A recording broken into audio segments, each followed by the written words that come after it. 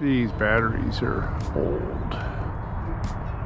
So what do you do with old batteries? How do you know when your battery is taking a dump on you? Yeah, you might get early voltage alarms that you normally do. Maybe it's just cold. I mean, right now we're here, it's, I don't know, 36 degrees or so.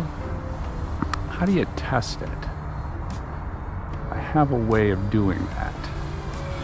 That I kind of charge and discharge, and I look at each cell to see what it's doing. And I think it's something important that every once in a while you do. So let me take you through that process. Let me start off by saying, look, I'm not a battery expert. I use a lot of different types of batteries. I don't have a preference. Some I like for different applications more than others.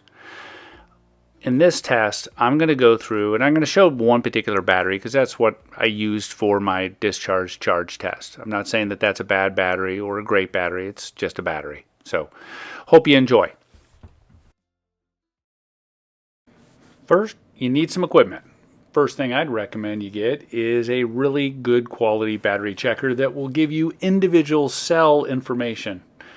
This is pretty inexpensive for the most part. It does a lot of cool stuff, not just battery checker. The other thing you got to get is a battery discharger, whatever you want to use. I use this one. It was relatively inexpensive, durable, easy for me to do, and it didn't require me to build something out of special fans, light bulbs, or whatever.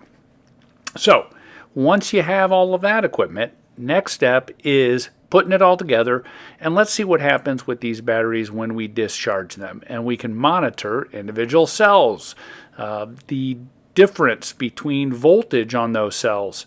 Kind of a handy thing to have. All right, we're going to start up the discharger. Directions are included in it. You basically put in the cell count you have and what amps you want to draw. It'll go up to 25 amps, but there's special caveats around that as far as what you're trying to do.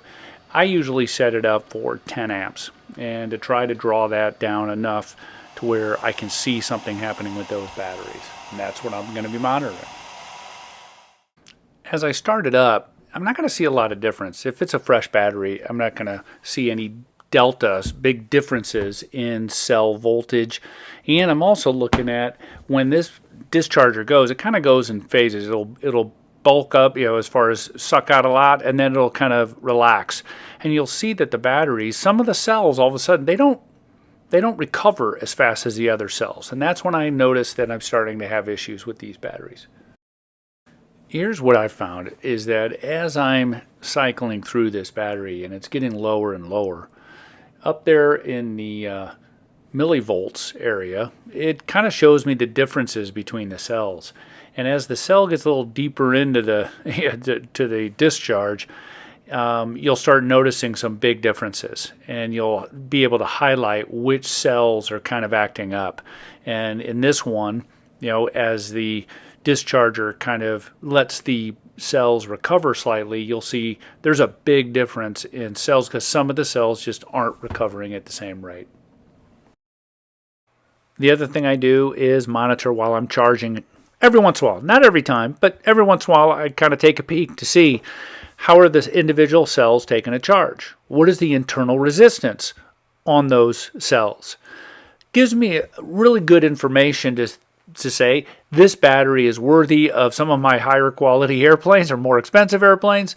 Some batteries are not. Some are relegated to planes that I know I'm going to get half the flight times out of, and or some planes that just don't draw many amps and I can still fly those. Or shop use only, cell phone charging, whatever. Anyway, hope you got something out of the video. If you have a question, leave a comment. Appreciate it. Have a great day.